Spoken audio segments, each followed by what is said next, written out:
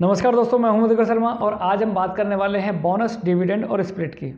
दोस्तों, क्या ये वास्तव में हमें शेयर मार्केट से मिलता भी है या नहीं, ये केवल छलावा है। दोस्तों, एक छोटे से उदाहरण से समझते हैं। जैसे हम सब जॉब करते हैं तो दिवाली पे हमें बोनस मिलता है। कभी किसी के साथ ऐसा हुआ है कि किसी की कोई प्रीवियस सैलरी काट ली गई हो और वही सैलरी वापस लौटा के दिवाली पे दी गई हो कि भाई ये आपका बोनस है? ऐसा होता है कभी? नहीं ना।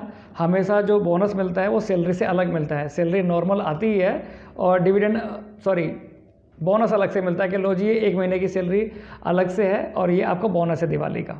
यही तो होता है ना। लेकिन शेयर मार्केट में ऐसा क्यों नहीं होता भाई?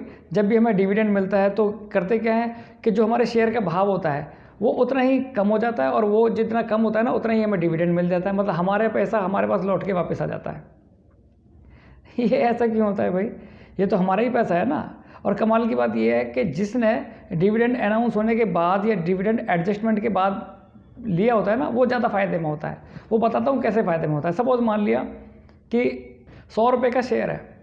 100 रुपये के शेयर में 5 रुपये डिविडेंड मिला।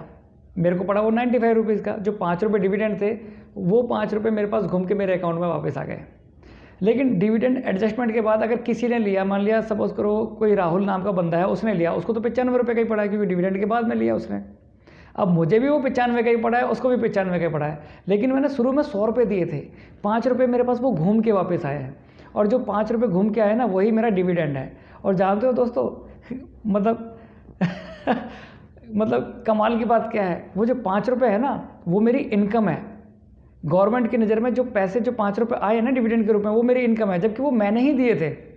अब वो वापस घूम के आएंगे 5 रुपये मेरे पास और उन 5 रुपये पे मैं टैक्स दूंगा। डिविडेंड पर टैक्स देना पड़ता है क्योंकि वो मेरी इनकम है।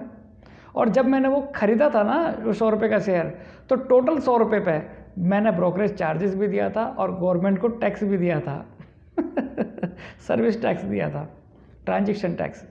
तो दोस्तों मैंने तो उस पर टैक्स भी दिया है और अब इनकम टैक्स भी दूंगा, है ना। और वो पैसे मेरे ही हैं क्योंकि जो आज 95 रुपये का शेयर है ना उसको खरीदने के लिए मैंने 100 रुपये पे किए थे एक समय पे और उसमें से 5 रुपये मेरे पास वापस आ गए।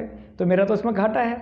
और जबकि जो बंदा राहुल जिसने एडजस्टमेंट के बाद लिया है शेयर, है ना, 95 रुपीज़ का, उसका तो फ़ायदा है अब चलो बात करते हैं स्प्लिट की कि स्प्लिट में क्या होता है और स्प्लिट में किसका फ़ायदा होता है। क्या वो हमारा फ़ायदा भी होता भी है या नहीं, या केवल हमें केवल मनोवैज्ञानिक रूप से ही थोड़ा सा हमें लगता है कि भाई फ़ायदा हो रहा है, हमें तो 2 के बदले 4 शेयर मिल गए तो देखते हैं इसका क्या होता है।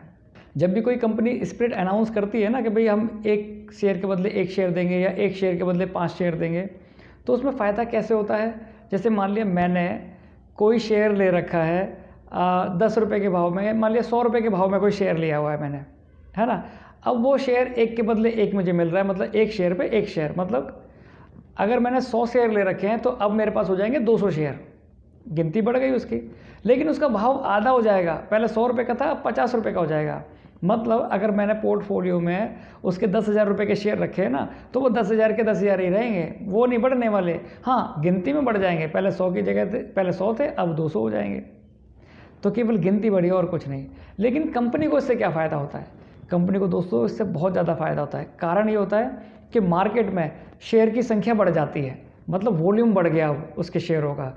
दूसरी चीज़, जब प्राइस कम होता है ना तो सस्ता दिखाई देने लगता है और लोग, मतलब आम जनता मेरे जैसी और आपके जैसी, अट्रैक्ट होते हैं क्योंकि वो सस्ता दिखाई देता है।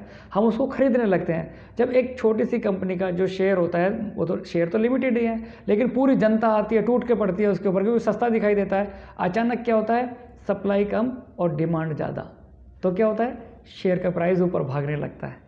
और जब शेयर का प्राइस ऐसे ऊपर भागता है ना तो लोग तो अट्रैक्ट होते हैं। जो भागता है, हर कोई चलती ट्रेन में चढ़ने की कोशिश करता है, शेयर ऊपर भागते हैं, भागते चले जाते हैं। और इससे क्या होता है, सबसे बड़ा फ़ायदा कंपनी को ही होता है क्योंकि कंपनी के पास ये अधिकार होता है कि वो 75% के आसपास तक शेयर रख सकता है अपने पास। तो कंपनी का मार्केट कैप बहुत तेज़ी से बढ़ता है। मिड कैप दिखने वाली कंपनी 6 महीने में, 8 महीने में, साल भर के अंदर लार्ज कैप बन सकती है। दोस्तों इतना बड़ा फ़ायदा होता है कंपनी का। दोस्तों ये डिविडेंड अनाउंस करना, स्प्लिट करना, बोनस देना, ये केवल इसीलिए होता है ताकि जनता को एंगेज करके रखा जा सके। वॉल्यूम लगातार बढ़ता रहे, खरीद फरोख्त चलती रहे कंपनी के अंदर। क्योंकि अगर मान लिया वॉल्यूम नहीं रहेगा, खरीद फरोख्त नहीं रहेगी, कोई खरीदेगा ही नहीं, अगर कोई बेचना चाहेगा तो खरीदने वाला होगा नहीं, तो क्या होगा, शेयर के भाव नीचे आते हैं। कंपनी का मार्केट कैप नीचे आ जाता है, बहुत सारी दिक्कतों का सामना करना पड़ता है कंपनी को, भविष्य में आगे बढ़ने के रास्ते बंद हो जाते हैं। तो दोस्तों, सभी कंपनियां, ज़्यादातर कंपनियां जो लोगों को अट्रैक्ट करना चाहती हैं कि भाई हमारी कंपनी के अंदर खरीद फरोख्त चलती रहे, वो डिविडेंड अनाउंस करती हैं, स्प्लिट करती हैं, बोनस देती हैं, तरह तरह के कार्य करती हैं ताकि लोग उसके साथ एंगेज रहें, उनके साथ बने रहें, उनके शेयरों को खरीदें।